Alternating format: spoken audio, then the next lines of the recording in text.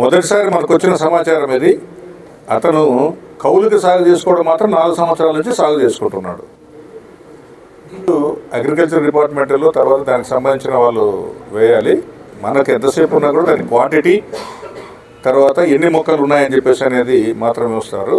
So దీన్ని ఇమ్మీడియట్గా, ఎందుకంటే ఇప్పుడు మీరు ఇక్కడ కూర్చొని ఉంటేనే ఆ స్మెల్లే కొంచెం, దాని స్మెల్ చూస్తుంటేనే మనిషికి కొద్దిగా అలర్జెటిక్గా ఉంది అది.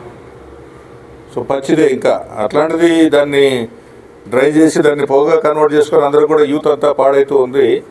సో యూత్ ఈ మధ్యకాలంలో ఈ గంజాయికి ఎక్కువగా అలవాటు పడుతున్నారు. ఎక్కడైనా సరే మీరు కూడా మీ వంతు బాధ్యతగా గంజాయి సాగు ఎక్కడున్నా కూడా సమాచారం ఇచ్చిన వెంటనే ఇమ్మీడియట్గా వారిపైన చట్టపరమైన కఠిన చర్యలు అనేది తీసుకోవడం జరుగుతుంది. సో ఎవరికి వచ్చినా కేవలము మీడియానే కాకుండా ఇంకా ఎవరికైనా సాధారణమైన ప్రజలకు ఎవరైనా తెలిస్తే కూడా ఈ గంజాయికి సంబంధించి కానీ ఏదైనా డ్రగ్స్కి సంబంధించి కానీ సపరేట్గా మనకు ఈగిల్ అని చెప్పేసి ఒక ఫోర్సే ఉంది, మన స్టేట్లో పనిచేస్తూ ఉంది.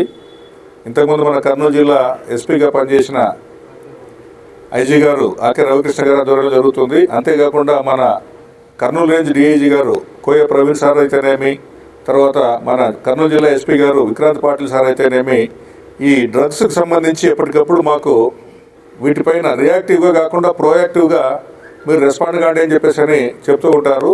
సో అందులో భాగంగానే మన చిప్పగిరి ఎస్ఐ అయితేనేమి, ఆలూరు సిఐ అయితేనేమి ప్రోయాక్టివ్గానే దీన్ని ముందే వేరే వాళ్ళ ద్వారా సమాచారం కనుక్కొని ఆ పొలంలో పోయి వెతికితే ఈ మొత్తం గంజాయి అంతా కూడా బయటపడింది. సో ఇలాంటి సమాచారము ఇంకా ఎక్కడైనా ఉంటే కూడా మీరు తెలియజేస్తే ఇమ్మీడియట్గా చట్టపరమైన చర్యలు అందరిపైన కూడా వారికి సంబంధించిన వారిపైన చర్యలు తీసుకోవడం అనేది జరుగుతుంది.